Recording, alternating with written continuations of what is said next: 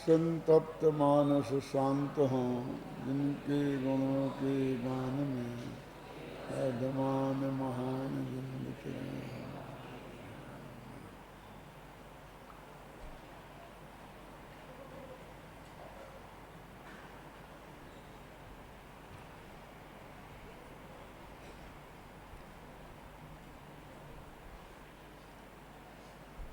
समय सार परमागम की 49वीं गाथा चल रही है, जिसके अनिर्दिष्ट संस्थान इस विशेषण पर चर्चा हो रही है। निर्दिष्ट माने कहा जाना और अनिर्दिष्ट माने कहा जाना संभव नहीं है। और संस्थान माने आकार, जिसका आकार कहा जाना संभव नहीं है, ऐसे आत्मा को यहाँ अनिर्दिष्ट संस्थान कह दिया। तो संस्थान कह दिया ना, कौन कहता है कि संस्थान के बारे में कुछ कहा नहीं जा सकता है? अनिर्दिष्ट संस्थान के नाम से कह दिया ना। देखो, इस उंगली का नाम है अंगुष्ठ, क्योंकि ये सबसे ज़्यादा बलिष्ठ है, मजबूत है, इसलिए इसका नाम है अंगुष्ठ। जब कोई चीज़ पकड़ते हैं तो एक तरफ होती हैं 4 उंगलियां और एक तरफ होता है ये अकेला। तो 4 के बराबर बल इसमें है, इसलिए इसका नाम पड़ गया अंगुष्ठ। ये उंगली धमकी देने के काम आती है। मेरी बात ध्यान से सुनो, वरना मुझसे बड़ा कोई नहीं होगा, है ना। इसलिए इसका नाम रख दिया तर्जनी। तर्जनी माने धमकी देना वाली। तर्जना माने होता धमकी देना। ये 5 उंगलियों के बीच में है, इसलिए इसका नाम रख दिया मध्यमा। ये सबसे छोटी है, इसलिए इसका नाम रख दिया कनिष्ठा। कनिष्ठा माने सबसे छोटी। अब इसका क्या करें? इसके लिए कोई नाम नहीं मिला, इसलिए कह दिया ये बिना नाम की अंगुली। तो बिना नाम की का मतलब अनामिका है ना। तो अनामिका भी एक नाम हो गया ना।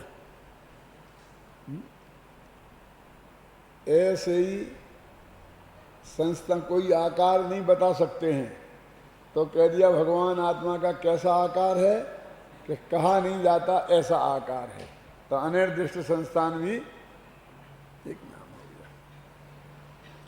अपने यहाँ बच्चों में एक खेल होता है, जैसे उंगलियां होती है ना, ये मम्मी की, ये पापा की, है ये बहन की, ये भाई की, ऐसे गिनते करते क्या नहीं करते हैं। तो कहते हैं कि पुरा कवि नाम गणना प्रसंगे कनिष्ठ काधेष्ट कालिदासा। तो कवियों के नाम गिनाए तो सबसे पहले बोल दिया कालिदास। तो कनिष्ठा माने सबसे छोटी अंगुली पर कालिदास को बैठा दिया। अब ये तो ऐसे बड़ी हैं, तो बड़ी पे तो कालिदास से जो बड़ा कवि होगा ना, उसी का नाम रखा जा सकता है ना। क्या? तो अब क्या करें? अब कोई कालिदास से बड़ा कवि है ही नहीं, तो इस उंगली पे क्या करें? तो इसका नाम रख दिया अनामिका। उस छंद में लिखा है पुरा कवि नाम गणना प्रसंगे कनिष्ठ काधेष्ट कालिदासा अद्यापि तत्तुल्य कवेर अभावात अनामिका सार्थवती बभूवे। क्या अर्थ है? कि आज तक उनकी बराबरी का भी कोई कवि नहीं हुआ, बड़ा तो बहुत दूर की बात है। इसलिए अब इस उंगली पे किसको बैठाएं? तो अनामिका, इसका नाम अनामिका ये सार्थक हो गया। अद्यापि तत्तुल्य कवेर अभावात, आज भी उनके बराबरी का कोई कवि नहीं है। तो अनामिका सार्थवती बभूवे, ये अनामिका नाम की जो उंगली है उसका नाम सार्थक हो गया। अभी तक तो निरर्थक था, कल्पना की है उनने। क्या देखते कोई नाम ही नहीं है, निरर्थक है, किसी काम ही नहीं आती है। क्यों? ये धमकी देने के काम आती है, ये सबसे ज्यादा अंगूठा दिखाने के काम आती है। पुराने जमाने में अंगूठा दिखाना और आज के जमाने का अंगूठा दिखाने का अर्थ एकदम बदल गया है। पुराने जमाने में तो जैसे किसी को कुछ नहीं देना हो ना, कर्जा लिया था और नहीं दिया तो कहते उसने अंगूठा दिखा दिया, कुतक्का दिखा दिया, कुतक्का बोलते हैं। और आज ऐसा बताते हैं तो बहुत खुशी का और उसका अर्थ होता है प्रसन्नता का होता है, समझे ना, जिससे हम बहुत प्रसन्न होते हैं उसे अंगूठा दिखाते हैं।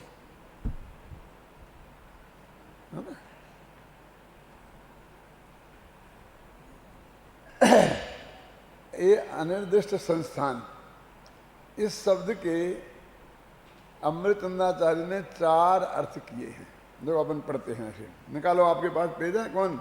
समय सार अनुशीलन।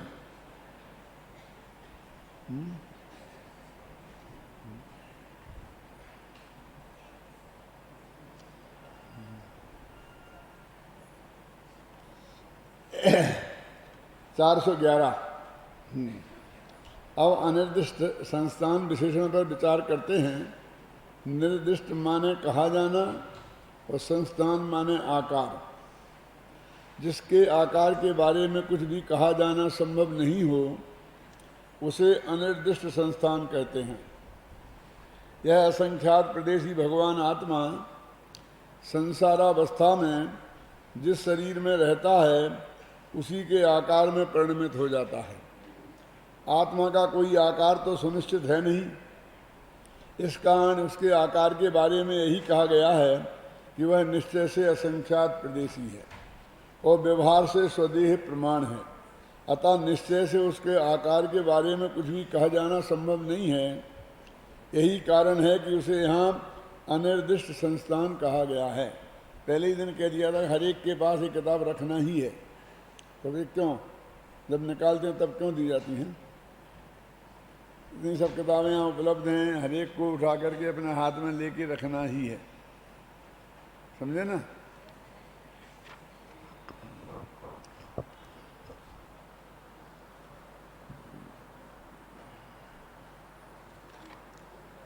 जिस प्रकार हाथ की 5 उंगलियों में 4 के नाम तो अपने आकार, प्रकार, स्थिरता और कार्य के कारण सुनिश्चित हैं, पर एक अंगुली को कोई विशेष विशेषता न होने के कारण उसका नाम सार्थक नाम रखना संभव नहीं हुआ, तो उसे अनामिका कह के ही पुकारने लगे। अनामिका माने बिना नाम की, बिना नाम की, यह भी तो एक नाम हो गया। अंगूठे को बलिष्ठ होने से अंगुष्ठ कहते हैं। उसके पास की अंगुली को धमकी देने के काम में आने से तर्जनी कहते हैं।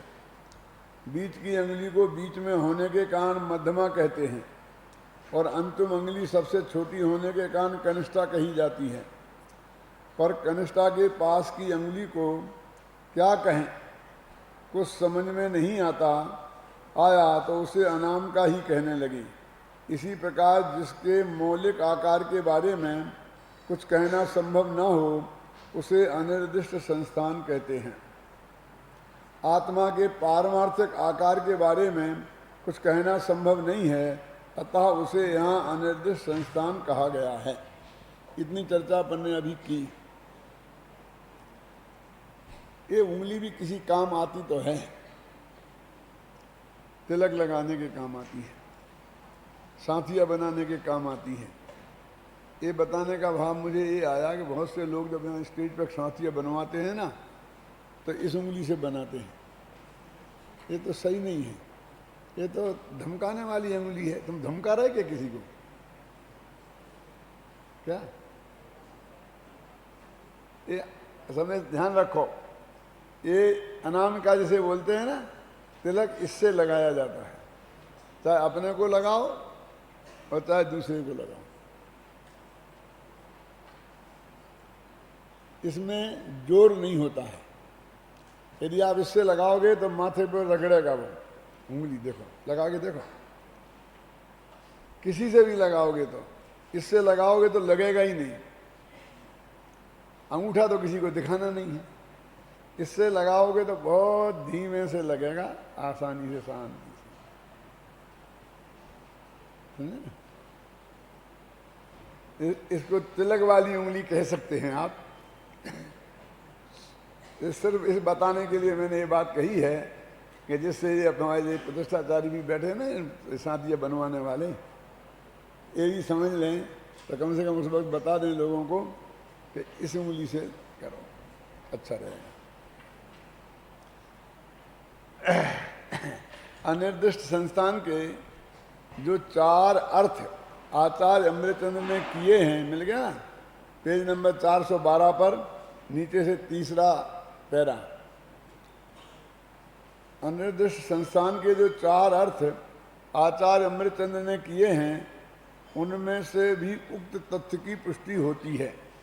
पहले ही अर्थ में वे साफ साफ लिखते हैं कि पुद्गल द्रव्य से रचित शरीर के संस्थान के कारण जीव को संस्थान वाला तो नहीं कहा जा सकता। इस कारण जीव अनिर्दिष्ट संस्थान है। ये कहा ना कि जिस शरीर में रहता है उस शरीर के आकार हो जाता है, तो ये तो शरीर का आकार हुआ ना, तो शरीर के आकार के से आत्मा का आकार बताना ये तो सरासर अन्याय है ना, इसलिए हम अनिर्दिष्ट संस्थान कहते हैं। ये शरीराकार ये भी बहुत स्थूल कथन है। शरीर का क्या आकार होता है? आप फोटो बनाते हैं ना, जैसा खड़ा बना देते हैं ऐसा कुछ भी करके, लेकिन ये तो एक एक क्षण में, एक एक समय में आकार बदलता है, बदलता है ना। जैसे अभी मैं बोला ऐसा हाथ उठाया तो बदल गया, फिर बात की तो बदल गया, सांस ली तो बदल गया। सांस लेते हैं तो पेट आगे को आ जाता है, निकालते हैं तो पीछे को चला जाता है, तो आकार बदल गया ना। तो कहाँ ये 2 क्षण भी एक सा आकार कहाँ रहता है? तो इसको कौन सा आकार बताएं? सामने वाला जो आकार कहना चाहता है उसने तो एक अपनी तरफ से आकार बना दिया बस ऐसा, और कह दिया ये मनुष्य आकार है। किसी भी मनुष्य संसारी जीव का आकार जब माँ के पेट से पैदा हुआ था जब से ही वो था ना शरीर, और एक समय भी वो आकार बदले बिना नहीं रहा है ना। और मैंने बोला सांस लेते हैं तो बदलता है, हर स्थिति में ये आकार निरंतर बदलता ही रहता है। बहुत मोटे तौर पर हम ये कह सकते हैं कि शरीराकार है ना। वास्तव में वो क्या है? इसलिए कहते पहले बोल में क्या कि शरीर के आकार के कारण आत्मा को आकार नहीं कहा जा सकता, इसलिए अनिर्दिष्ट संस्थान हमने कहा है। अब अनंत शरीरों के अनंत आकार होते हैं, एक एक शरीर भी अनेक आकारों में परिवर्तित होता रहता है ना। अतः उनके आधार पर आत्मा के सुनिश्चित आकार को कहना संभव नहीं है। देह के अनियत संस्थानों के आधार पर असंख्य प्रदेशी नियत संस्थान वाले आत्मा के संस्थान को कहना संभव नहीं है। शरीर तो अनियत संस्थान वाला है और भगवान आत्मा नियत संस्थान वाला है। क्यों? असंख्यात प्रदेशी ये नियत है ना, और शरीर को थोड़ी असंख्यात प्रदेशी है।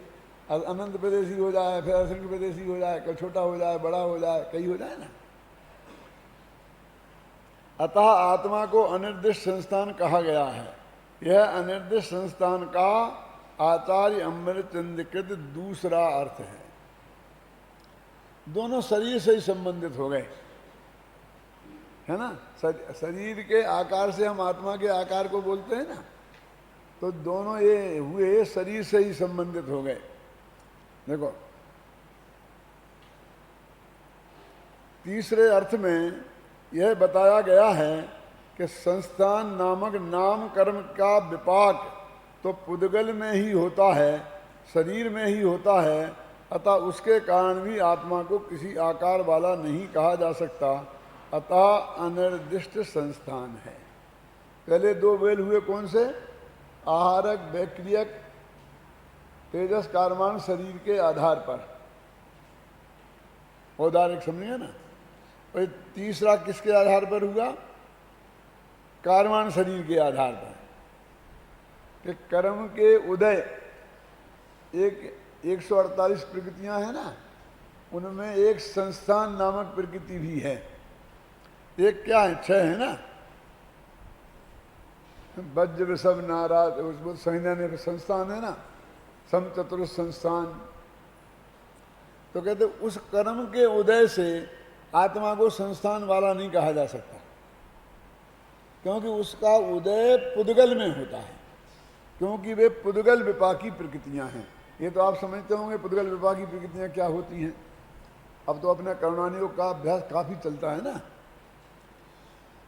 कुछ कर्म की प्रकृतियों का फल सिर्फ पुद्गल में आता है, खासकर अघाती कर्म की।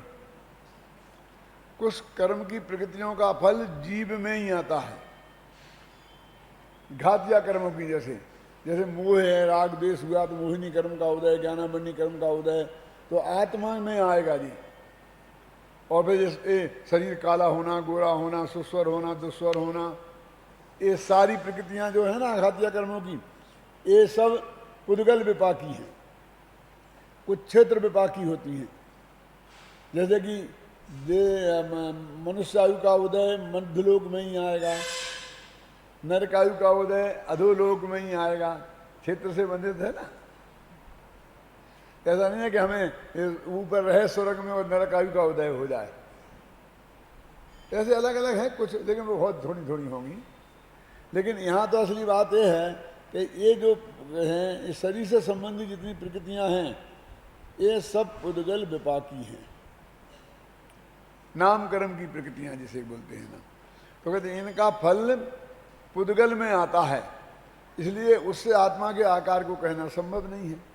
तो ये शरीरों संबंधी, पांचों शरीर संबंधी, शरीर के संबंध से आकार को संस्थान वाला नहीं कहा जा सकता। अब वो अंत में एक जो आचार्य लेते हैं ज्ञेय ज्ञायक संबंध, वो ये कहते हैं कि बहुत संस्थानों को जानता है। देखो क्या लिखा, चौथे अर्थ में स्पष्ट किया गया है कि लोक में विभिन्न आकारों वाली अनेक वस्तुएं हैं, यद्यपि यह भगवान आत्मा उन्हें जानता है, पर उनसे इसका कोई मिलाप नहीं है, अतः यह अनिर्दिष्ट संस्थान है। उनके आकार से इसका आकार नहीं। अपन बोलते हैं ना ज्ञान जो है वो ज्ञेय आकार बदलता है, इसका अर्थ थोड़ा सा बारीकी में जाना पड़ेगा।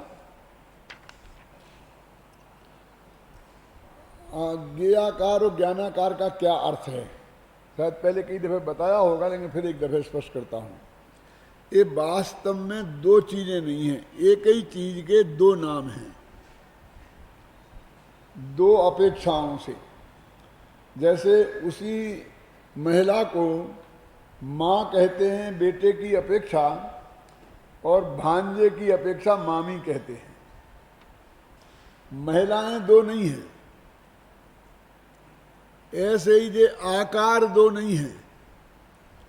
ज्ञेयों की तरफ से उसे ज्ञेयाकार कहते हैं और ज्ञान की तरफ से उसे ज्ञानाकार कहते हैं। अब क्यों देखो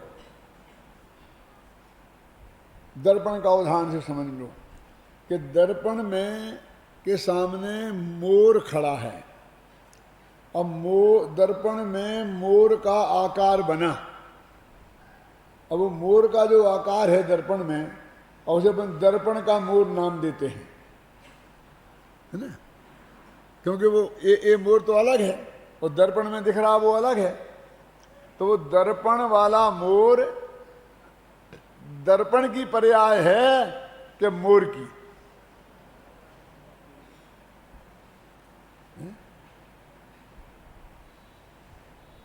आप कहेंगे दर्पण की पर्याय है, तो हम ये कहेंगे कि दर्पण हिलता है कि कुछ गड़बड़ होती है दर्पण में तो उसमें कुछ फर्क नहीं पड़ता है, लेकिन मोर हिलता है, नाचता है, तो वो अंदर का मोर नाचने लगता है।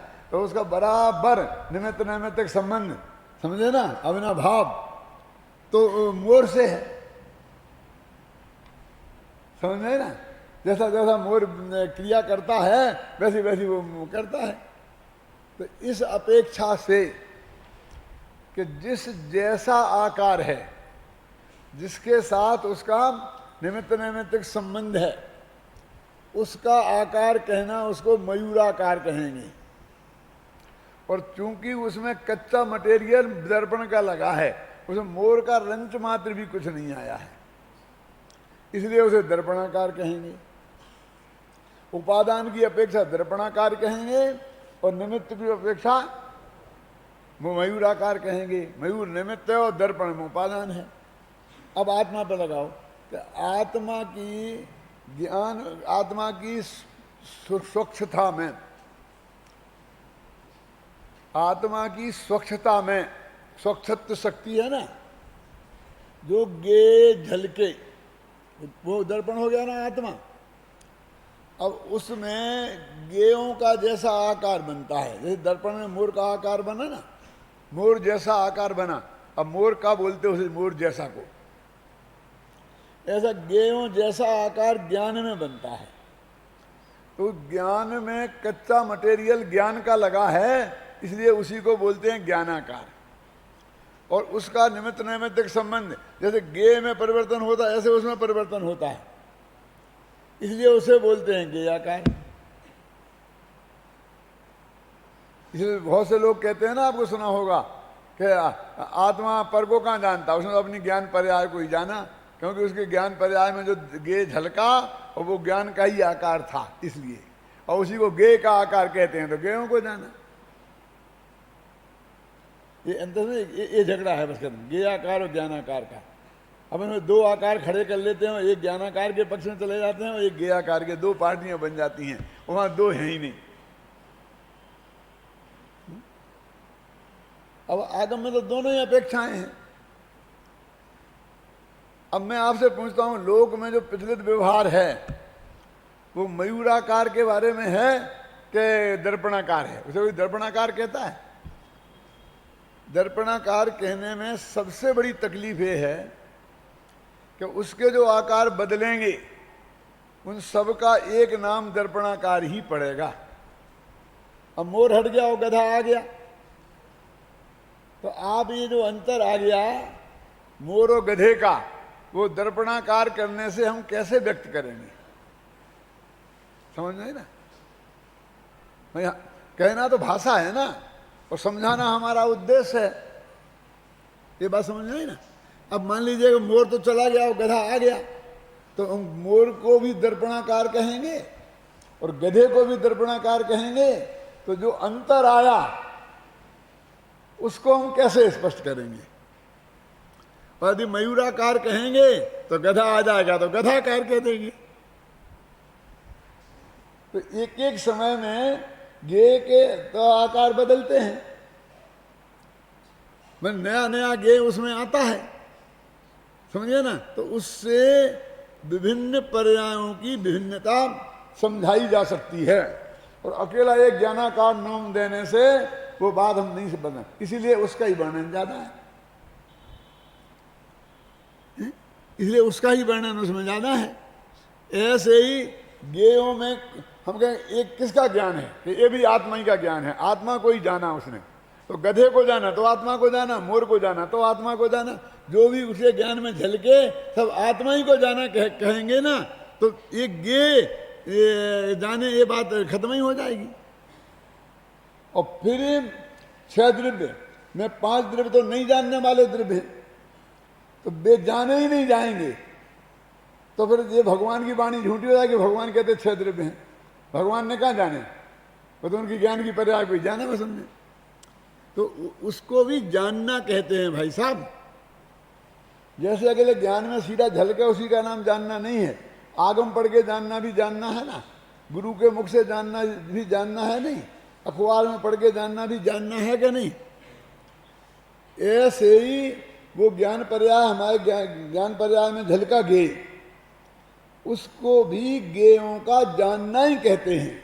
और वो इतना सम्यक है कि उसमें रंच मात्र फर्क नहीं है। माना भगवान के ज्ञान दर्पण में झलके तो उनने बताए तो वैसे ही हैं, ऐसा नहीं कि वो तो गेहूं का तो ज्ञान है ही नहीं, वो तो अज्ञान आत्मा का है। तो ऐसा यदि अकेला मानेंगे तो वैष्णव वेदांत दर्शन में एक चिद विवर्त वाला सिद्धांत है ना, कि सारा जगत चिद विवर्त है, ये कुछ है ही नहीं पुद्गल फुद्गल, ये सब हमारे ज्ञान की ही रचना है, हमारे ज्ञान की रचना। हम जो देख रहे हैं ना, ये तुम लोग कोई हो ही नहीं, पर हमारे ज्ञान ने ऐसी पर्यायें बना ली और हमको ऐसा दिखने लग गया कि इतने लोग बैठे हैं, ऐसा एक अंत हो जाएगा। यहाँ इतने लड़के थे, इतने आदमी थे, इसे ज्ञानाकार कहेंगे, हर एक को ज्ञानाकार ही कहेंगे। हमने आत्मा को ही जाना कि हॉल में कितने लोग थे, कि एक हमारा आत्मा, हमारे जानने में तो कोई आया था, तो ये संख्या नहीं बताई जा सकेगी। बोलिए, तो उसको ज्ञेयाकार कितना अधिक जिनवाणी में कहा गया होगा और हमें कहना पड़ेगा, और हम आप उस पर चौकड़ी लगा करके ज्ञेयाकार होता ही नहीं ज्ञान, हमेशा ज्ञानीकार होता है, ख्याल में आई ना, ऐसा कह करके और उसको उड़ाते हैं, तो हम कितना बड़े व्यवहार का लोप करते हैं, कल्पना की नहीं है। फिर तुम बोल कैसे रहे हमारी समझ में नहीं आता। बनारसी दास ने, शायद बनारसी दास की लिखी पूजन है वो, ज्ञायक गेयाकार ममत निवार के, जो परमात्म सिद्ध भई सिरनायक। आता क्या नहीं आता, क्या है? तब बहुत लोगों को इसका अर्थ समझ में नहीं आता, अच्छे से विद्वानों को, कि ये क्या होता है गेयाकार ममत निवार के। तो उन्होंने गेयाकार था ना, सुधार दिया, सुधारने की आदत लोगों को बहुत है। क्या? तो ज्ञायक के आकार कर दिया, ज्ञायक के आकार ममत्व निवार के, और सब पढ़ने लगे ठाट से। एक विद्वान का मैं नाम नहीं बताता हूं, तो दूसरों की पूजनों में बहुत सुधार करते हैं, मैंने सुधार देखा, धीरे उन्हें अपनी भी कहने लगते।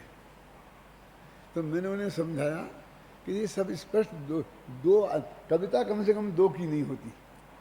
किताब में हम दो लेखक का नाम लिख दें, क्यों? क्यों मत बड़ा किताब में मैं अपना नाम भी लिख दूं और बड़े दादा का नाम भी लिख दूं, दो लेखक एक साथ चलते हैं। जैसे दो बाप एक साथ नहीं होते किसी के, ऐसे दो लेखक भी नहीं होते किताब में। और पद्य में तो हो ही नहीं सकते। दोहा तुलसी का होगा कि रहीम का होगा, तुलसी और रहीम दोनों का एक दोहा हो, ऐसा तो हो नहीं सकता। भ्रम फैल जाए वो अलग बात है। तो मैंने कहा कि आपको इतना तीव्र विकल्प आता है तो आप नई क्यों नहीं बना देते पूजा, कौन रोकता है आपको? तो दादा मेरे से नई बनाते नहीं बनता, वो महल मेरे से खड़ा नहीं होता, उसकी पुताई में कर सकता।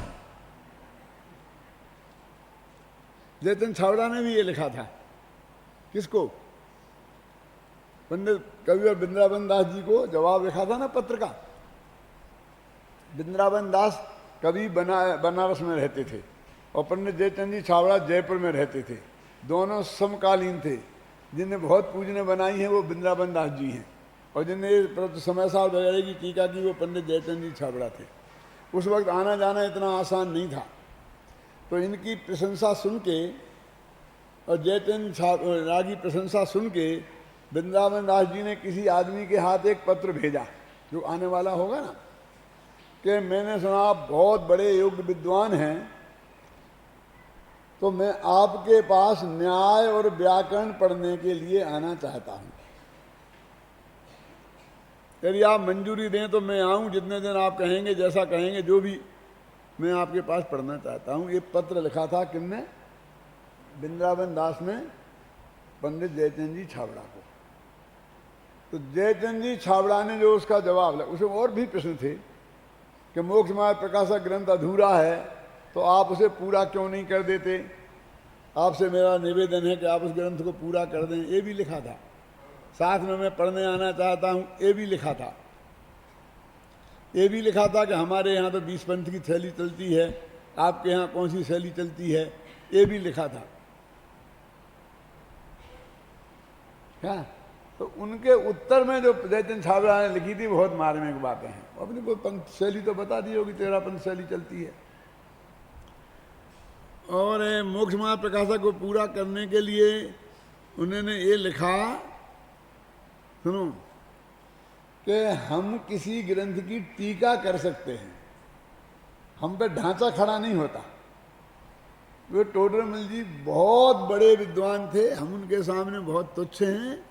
वो किसी ग्रंथ का ढांचा खड़ा वो कर सकते थे दादा, समझे ना। और हम तो ढांचा तो है पहले आचार्य का बना बनाया, और हम तो उसका अर्थ कर देते हैं। क्या हम टीका कर सकते हैं, हम ढांचा खड़ा नहीं कर सकते हैं। अब उन्होंने यहां तक ढांचा बना दिया, ऊपर का हम बना दें, हमारे बस की नहीं है। ये जवाब है। उनकी बुद्धि बहुत विशाल थी। वो हम नया ग्रंथ नहीं लिख सकते, नया ग्रंथ लिखने की ताकत हम में नहीं है। आप समझिए ना, देखो क्या फर्क होता है, समझिए ना, कि एक राम कहानी लिखना और एक सत्य की खोज लिखना, दोनों में कितना फर्क है, समझ में है? क्या फर्क है बोलो? है? राम की कहानी तो प्रसिद्ध है, बस हमको तो उसके बारे में सीता का सुंदरता का वर्णन कर दिया, राम सीता ने क्या सब है, खाका तो तैयार खड़ा ही है। हमको तो कुछ करना नहीं है, हमको तो बस अपना कविता लिखते जाना है। और सत्य की खोज की कहानी खड़ी करनी पड़ेगी, कल्पना करनी पड़ेगी, और कहानी को कहाँ तक ले जाना, कैसे एक एक चरित्र का विकास करना, कहाँ खत्म करना, कैसे आगे बढ़ाना, कितने पात्र रखना, कितने पात्र नहीं रखना। आप समझे ना। भरत बाहुबली नाटक लिखा तो पात्र तो नक्की है, और एक काल्पनिक नाटक लिखा जाएगा तो सारे पात्र भी खड़े करने पड़ेंगे। नया ग्रंथ लिखा जाता है तो पूरे पात्र भी खड़े करने पड़ते हैं। समझिए ना आपकी में कई तरह की चीजें होती हैं इसमें। तो एक उन्होंने ये बात लिखी थी, इसलिए भाई वो जो बात है वो कहते हम वो नहीं है, हम खड़ा नहीं कर सकते। और दूसरे प्रश्न का उत्तर क्या लिखा था, कौन सा था, कि हम न्याय और व्याकरण पढ़ने के लिए तुम्हारे पास आना चाहते हैं। तो उन्होंने लगा न्याय और व्याकरण पढ़ाने वाले ब्राह्मण पंडित बनारस में जयपुर से ज्यादा हैं, तो आप किसी ब्राह्मण पंडित से वहीं पढ़ लो। यदि कोई अध्यात्म पढ़ना हो तो आप आओ, हम जब तैयार हैं पढ़ाने के लिए। समझे ना, जयपुर न्याय व्याकरण पढ़ाने की जगह नहीं है, अध्यात्म पढ़ाने की जगह है। जयपुर की प्रसिद्धि पुराने जमाने से भी, तो उन्होंने ये लिखा था उनको, न्याय व्याकरण पढ़ने के लिए मेरे पास काय को आते, अपना समय खराब करोगे और मेरा समय खराब करोगे। ऐसा नहीं कि मुझे न्याय व्याकरण आता नहीं है, लेकिन वो पढ़ाने में मैं अपना समय और शक्ति खर्च नहीं करना चाहता हूं। हैं, कोई अध्यात्म शास्त्र पढ़ने का विकल्प हो तो अवश्य पधारो, है ना।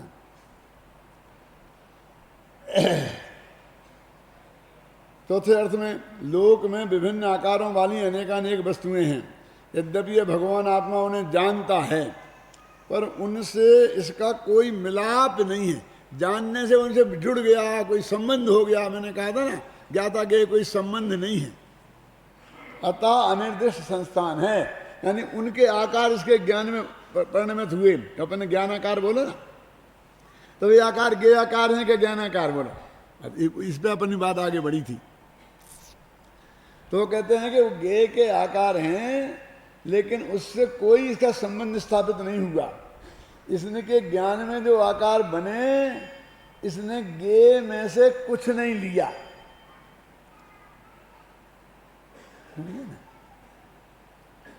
ऐसी बात है ना, पुराने जमाने में कोई चित्रकार चित्र बनाता था तो जिसका बनाता था वो सामने उसे बैठक देनी पड़ती थी।